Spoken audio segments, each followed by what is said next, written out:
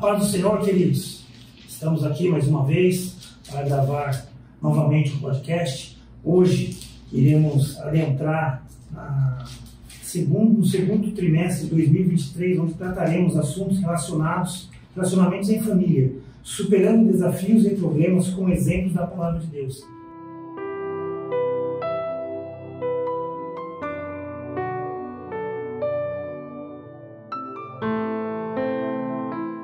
Essa daqui é a nova revista do novo trimestre que vai estar iniciando. E aqui à minha esquerda hoje, para comentar um pouquinho sobre a aula número 1, está o presbítero irmão Douglas, coordenador do grupo Casamento em Família, também aqui da Assembleia de Deus. E à minha direita está o presbítero irmão Silvio. Pai do Senhor, amados, tudo bem? E um pouco à minha esquerda novamente está o nosso pastor Manuel. Ambos estarão cooperando conosco nessa dinâmica desse podcast para tratarmos desses assuntos no tocante às nossas famílias. Amém, queridos? Irmão Douglas. Estamos nessa noite aqui, nesse podcast, para tratar alguma das lições. E eu vou tratar com a primeira lição, que é quando a família age por conta própria. E nós temos aqui o texto áureo, que está em Gênesis 17, capítulo 17, versículo 19. Na verdade, Sara, tua mulher, te dará um filho, e chamarás o nome Isaque, e com ele estabelecerei o meu concerto. E é interessante que quando a gente vê a promessa que Deus fez para Abraão, com 75 anos, ele só foi cumprir com 100 anos. Teve um tempo da promessa que Deus fez para ele até o cumprimento, que foi o nascimento de Isaque. E nesse tempo que teve, tiveram algumas situações que desagradou ao Senhor, como Sara, ela induziu Abraão a ter um filho com Agar. E isso daí não estava no propósito que Deus tinha para Abraão e Sara. Trazendo para os dias de hoje, a gente que trabalha com família, com casais, a gente percebe o quão as nossas famílias estão longe da vontade de Deus. O que é estar longe da vontade de Deus? Nós temos o entendimento que Deus está sobre todas as promessas, a promessa sua, a promessa da sua esposa, a promessa com a família num todo. E quando a gente traz para nós, muitas pessoas falam assim, não, Deus tem uma promessa para a minha vida. Daí o cônjuge fala, não, mas Deus tem uma promessa para a minha vida. Mas quando você se une, isso é uma só carne, existem promessas individuais, mas como também tem a promessa sobre o casamento, sobre a família. Daí você fala, Deus fez a promessa de uma grande descendência a Abraão? Sim, ele fez uma promessa para Abraão. E no decorrer, Sara, ele toma Sara como esposa e dentro disso daí continua com a promessa de ser uma grande nação. Amém. O interessante é que nesse trimestre que estamos iniciando, nós abordaremos assuntos totalmente relacionados à família. E isso é bem interessante, E nesta lição já específica, nós falaremos sobre as atitudes precipitadas, tanto de Saraí quanto de Abraão, ao decidirem não esperar a provisão do Senhor e quais foram as suas consequências. Nesta aula abordaremos sobre esse assunto. Como o Eduardo falou, existe um tempo para se percorrer entre a promessa até o cumprimento. E nesse tempo, nós temos que ter o quê? A ação. Porque Deus nos faz a promessa, mas nós temos que trazer essa promessa e colocar em ação. Não pode somente ficar na promessa. Como também, neste tempo, nós temos que ter constância, tanto o homem como a mulher, num casamento. E depois nós temos que ter a fé. Foi o que aconteceu com Sara. Quando ela se precipitou, ela ficou ansiosa, porque não iria cumprir a promessa porque ela era estéril. E naquela época, a mulher estéril não valeria por nada. Excluída, né? Era excluída. Então, ela se antecipou, ela não esperou o cumprimento da promessa de Deus e ofereceu Agar para Abraão. Trazendo para os dias de hoje, de repente, o nosso cônjuge não está na mesma posição espiritual, aguardando a promessa do Senhor, e ela vem falando: nossa, mas quando vai ser a promessa? Está demorando.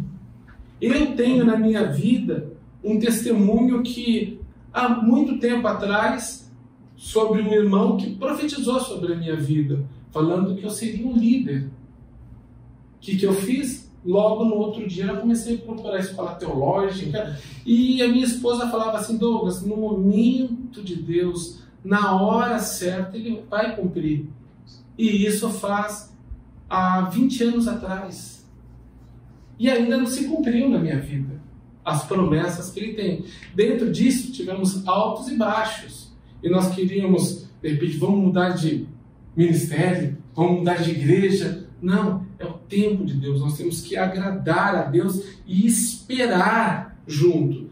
E nada melhor do que os dois estarem andando junto, com o mesmo pensamento, firme na fé. Que eu acredito que Sara, ela tutibiou naquele momento, falou assim: meu, está passando o tempo, Abraão já está avançado de idade, eu também estou. E a promessa que Deus fez para o meu marido? Ele está deixando de ter a promessa por causa de mim, que eu sou estéril. Então eu vou ajudar o Senhor. O interessante disso que o irmão Douglas está falando, né? Já adentrando um pouco mais nesta primeira aula, Deus ele fez uma promessa grande, de uma grande descendência para Abraão. E por que a espera acabou gerando uma grande dúvida? Porque eles não conseguiram realmente esperar a provisão do Senhor, e eles quiseram tomar a direção da situação e depois sofreram grandes consequências. O que você consegue entender disso e trazer para nós aqui? Trazer para os dias de hoje foi o que eu falei. De repente você tem uma promessa, mas no nosso dia a dia, a nossa correria, nos dias de hoje a gente está querendo que seja tudo muito rápido. Nós não esperamos o tempo de Deus. Nós não esperamos o amadurecimento para Deus dar no momento certo e na hora certa.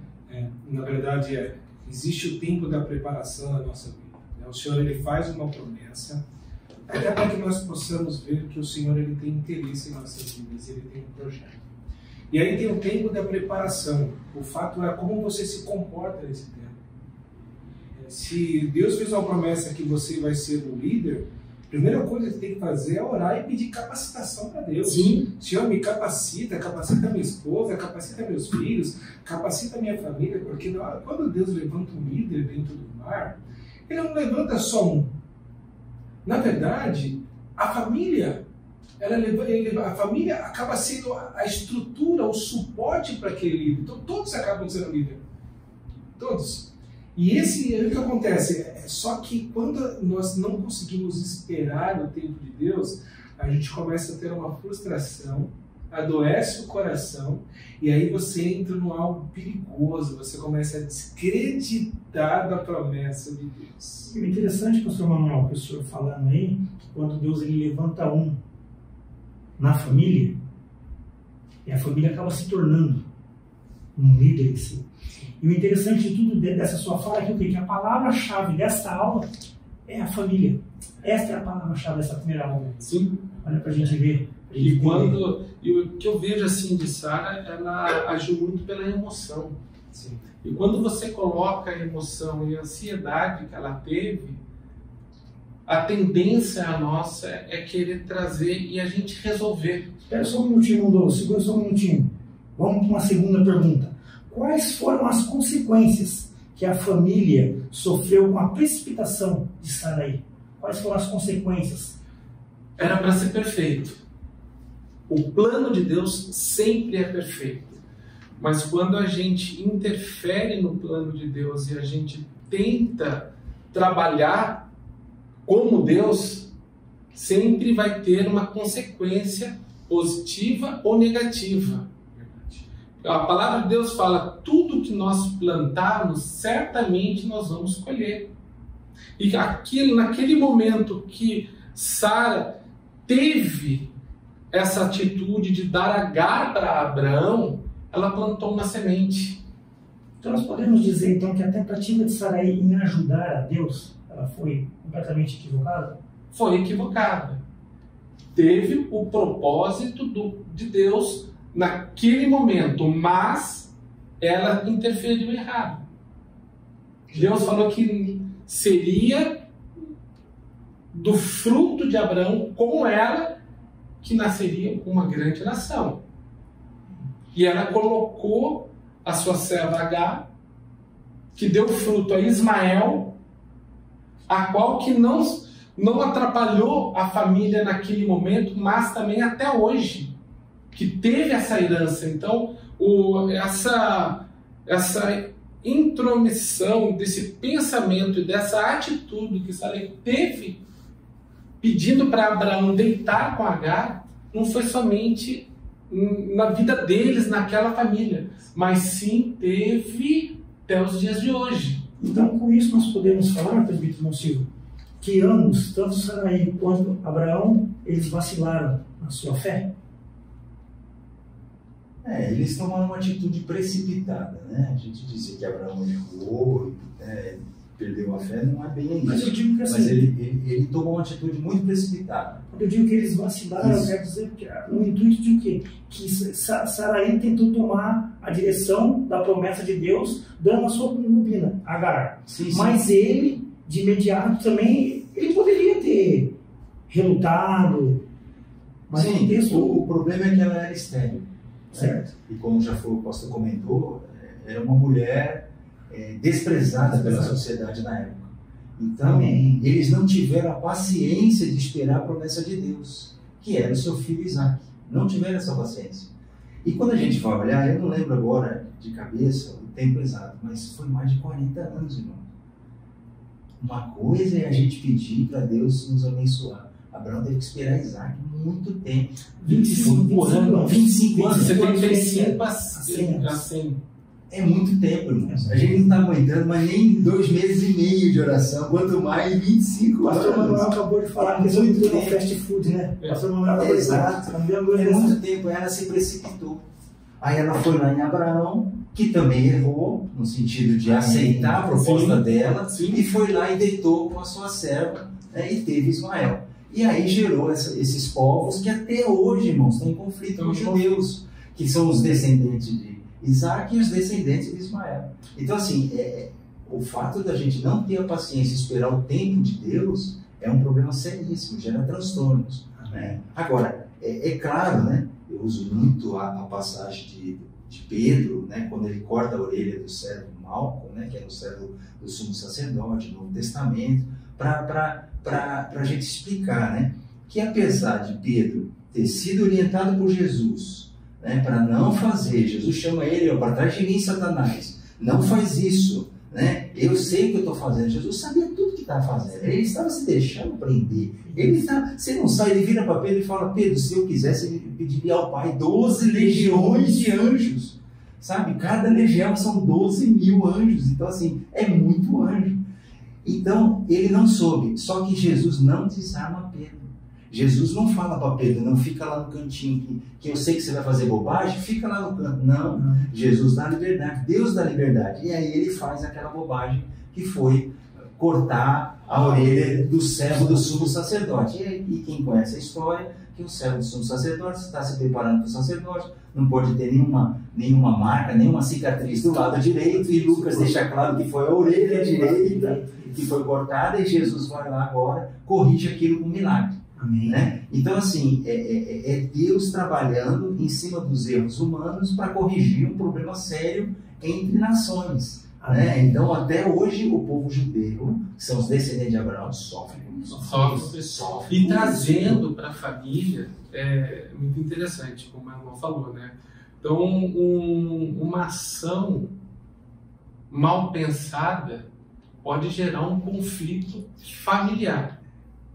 E isso daí, se nós trazemos para os dias de hoje, mas como, Douglas, que nós vamos ver um pensamento ou uma ação ao pensar, o que a gente vê muito sobre os casais. Só um minutinho, Douglas, antes de você concluir esse tema seu, vamos para a terceira e última pergunta dessa primeira aula. Por que uma tomada de decisão precipitada gera grandes conflitos na família e também causa equívocos acerca de Deus para aqueles que estão à volta dessa mesma família? Perfeito. Olha uma atitude que a gente vê muito nos dias de hoje no curso de casais. Vamos casar? Vamos. Daí fala assim, então vamos nos preparar porque tem o momento certo para o casamento. Daí então vamos casar e a gente vai morar no fundo da casa dos meus pais. Não teve um momento de casar, da preparação, e você antecipa. Isso daí torna-se um mal para o relacionamento do casal. Porque a palavra de Deus diz assim, por essa razão o homem deixará o pai e a mãe e unir-se-á sua esposa, e eles serão uma só carne. Deixará o pai e a mãe. Mas por uma antecipação que você fala, não, a gente faz um puxadinho lá no fundo de casa. Isso daí cria uma crise no casamento. Por mais que você fala, não, eles têm a vida dele, nós temos a nossa, eles têm a casinha dele lá no fundo. Não. Então nós temos que entender que morar junto com a família ou com os parentes, você tem 90% para dar errado. Não vamos marcar, vamos casar, sim, vamos fazer conforme está a palavra do Senhor. Seremos uma só carne, vamos deixar o meu pai, vamos deixar a sua família e a minha família. Amém. Trazendo para os dias de hoje, o que aconteceu? E a gente vê que quando leva para casa, não dá certo. Dá problema. Dá problema. Na verdade, tudo que você faz querendo se antecipar, querendo ganhar tempo, não tendo preparação, as consequências são terríveis. Você não tem... Para casamento, você precisa ter uma preparação emocional, você precisa estar muito convicto, você precisa ter sinais de Deus, de que realmente aquele é a pessoa preparada para você.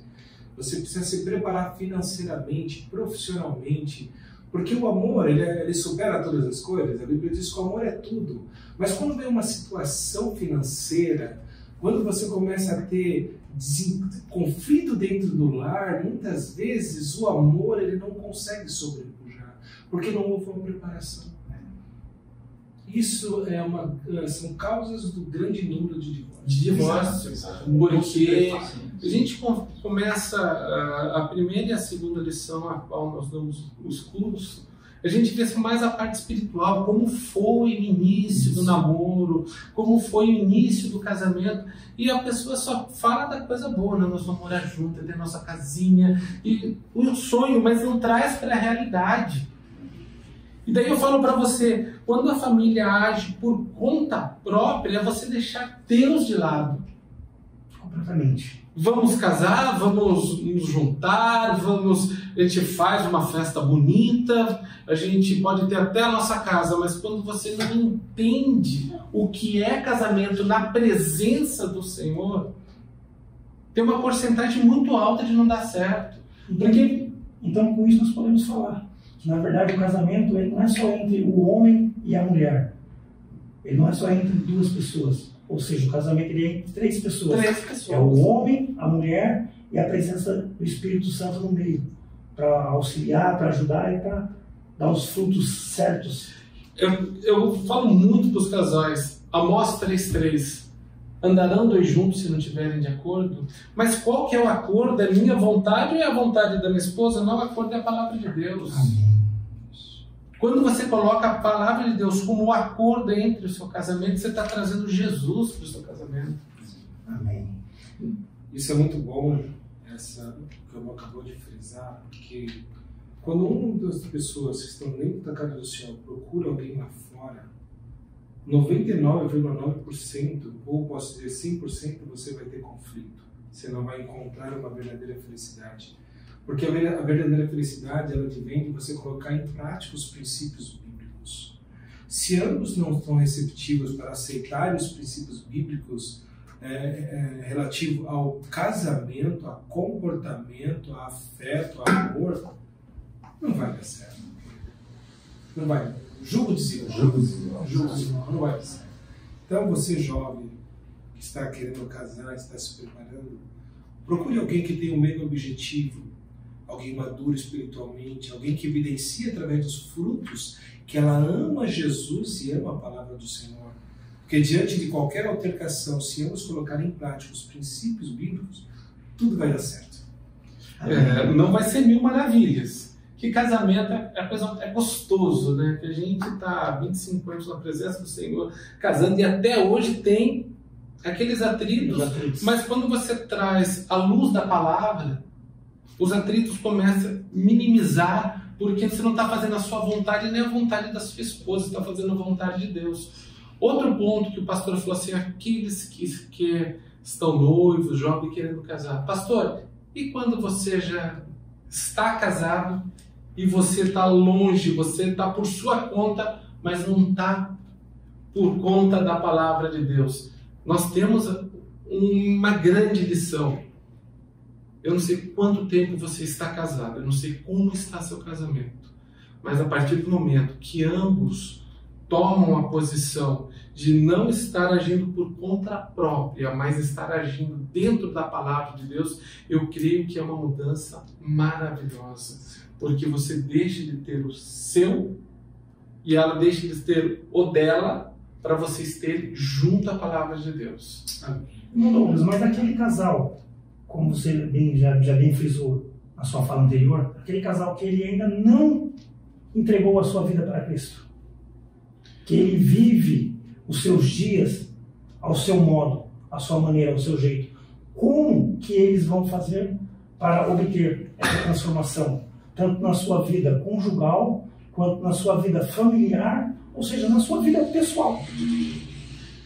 O que a gente recebe de pessoas conversando, mensagem, Douglas, eu estou no sistema, estou no mundo, não conheço a palavra de Deus, o meu casamento está destruído. Eu penso de uma forma e minha esposa pensa e nós estamos separando porque não estamos mais... A incompatibilidade de pensamento não está certo, cheguei no meu limite e eu quero separar. A incompatibilidade no casamento, no pensamento, é porque vocês estão vivendo sem o agir de Deus, contra a vontade de Deus. Porque quando você coloca a tua vontade e ela coloca a vontade dela e tem esse atrito, Deus só está esperando. Opa, eu tenho a solução. Eu tenho o caminho. Então, para a gente finalizar agora aqui, essa primeira aula, que o tempo é curto, para a gente concluir essa primeira aula, o que nós diríamos para este casal que se encontra nessa situação hoje, afastado dos caminhos do Senhor, ou que não conhece o Senhor, ou até aquele mesmo que convive com o Senhor Jesus Cristo na igreja, o culto no seu lar, mas a sua vida conjugal ela anda meio atrapalhada? Separação não é a solução. Separação você só está trocando o problema, porque quando você separa, eu vejo uma grande porcentagem casa de novo. Você só está trocando de problema. Então, a separação não é a solução. A solução é você procurar um líder, você procurar dentro da palavra do Senhor e você se encaixarem o que a palavra diz sobre casamento. Não existe relacionamento sem solução. Não existe. A partir do momento que você quer mudar o seu casamento, você dá o primeiro passo de procurar um líder, de procurar a palavra de Deus, Deus ele tem o poder de começar a transformar o que era para ser maldição, começa a ser bênção. Se me permite acrescentar? Sim, por favor. Eu penso que a primeira coisa que esse casal deveria fazer mesmo é dobrar o joelho e pedir para Jesus entrar na sua vida. Pedir para o Senhor Jesus, entra com providência no seu casamento, no seu relacionamento. Aceite a Jesus como Senhor da sua vida. Confesse os seus pecados. Olha, eu não consigo lidar com esse casamento. Confesse ao Senhor, peça, clame a Ele. sozinho, na sua casa, no seu quarto. Ele vai te ouvir. Converse com Ele. Peça a Deus para entrar com providência. Aceite a Jesus como Senhor e Salvador da sua vida. Confesse os seus pecados. Mostra para Jesus que você quer que Ele entre com providência. E você vai ver que Deus vai transformar a sua vida. Você vai ver que Deus vai abençoar, vai abrir as portas. Coisas vão acontecer com o seu cônjuge, com seus filhos, com seus familiares, que você nem imagina. E Deus vai entrar com providência. Deus tem prazer em resolver esses conflitos que para nós são praticamente impossíveis de resolver. Tem situações que chegam, situações no casamento, do relacionamento, que para nós realmente não tem saída. Mas para Deus nada é impossível. Faça isso, faça um teste. Faça. A Bíblia diz que bem-aventurado, provai e vede que o Senhor é bom. Bem-aventurado o varão que nele confia. Faça isso. Peça, faça a prova de Deus, tá bom? Só para não ficar nenhuma lacuna, porque a pessoa pode perguntar assim, tá bom, agora o meu cônjuge é descrente, o que eu faço? Vamos lá. Eu assisti um filme semana passada junto com a minha esposa que eu chorei. O rapaz, ele chegou, ele era totalmente ateu, e ele começou a pesquisar sobre Cristo Jesus, tentando provar o contrário da existência de Jesus. Só que depois que ele sofreu, ele foi atrás, viu que realmente não tinha como, ele chegou na esposa e falou assim, esposa, preciso confessar algo. Através do que eu vi, do que eu pesquisei, e através das suas atitudes, eu quero aceitar Jesus como Senhor. Eu chorei. O que eu quero dizer por isso? Eu chorei mais pela segunda parte, porque as nossas atitudes revelam quem somos. As nossas atitudes revelam o que queremos. Deixa brilhar a luz, meu irmão. Deixa brilhar a luz, meu irmão. Ganha teu cônjuge através das suas atitudes. Ganhe teu marido ou tua esposa através dos princípios bíblicos aplicados no seu coração. Muitas vezes as atitudes falam muito mais do que as palavras. Amém. Então, para a gente estar finalizando, uma breve conclusão aqui, que nesta lição ela nos ensina a respeito das promessas de que Deus tem, ou seja, que o Senhor tem para a vida do ser humano, não é só a vida do crente. Porque o Senhor ele se entregou, ele se doou por todos. E se a gente for um pouquinho mais adiante na palavra do Senhor, lá em Romanos 12:2, ele vai dizer para mim e para você, que nós devemos experimentar qual é a vontade do Senhor. Ou seja, a vontade boa, agradável e perfeita. Esta é a vontade que o Senhor tem para você, para a sua família, para o seu ministério. Irmão Douglas, as suas conclusões finais para a gente estar encerrando? A palavra de Deus nos garante que nós comeríamos o melhor dessa terra. E para nós comermos o melhor dessa terra, nós temos que conhecer a palavra de Deus. O meu povo perece por falta de conhecimento. A palavra de Deus fala. Então você que está em atrito, você que está vendo que a sua família está andando por conta própria, traga ela para Jesus, traga ela para a palavra, entenda, leia a palavra de Deus. Aqui está o nosso manual. E quando nós colocamos Jesus na frente, quando a gente espera o momento dele para cumprir sobre as nossas promessas, tudo vai ser perfeito, porque o momento dele é perfeito. Amém. Amém. Assim nós encerramos esse podcast aqui, mas antes de estar encerrando, eu gostaria de relembrar você. Compartilha esse podcast através das suas mídias sociais. Estamos aí no WhatsApp, YouTube, Facebook, Deezer e outros mais que não me vem à memória agora aqui. Mas vai ser um prazer. Amém? Que Deus abençoe você. Obrigado pela sua companhia. Deus abençoe.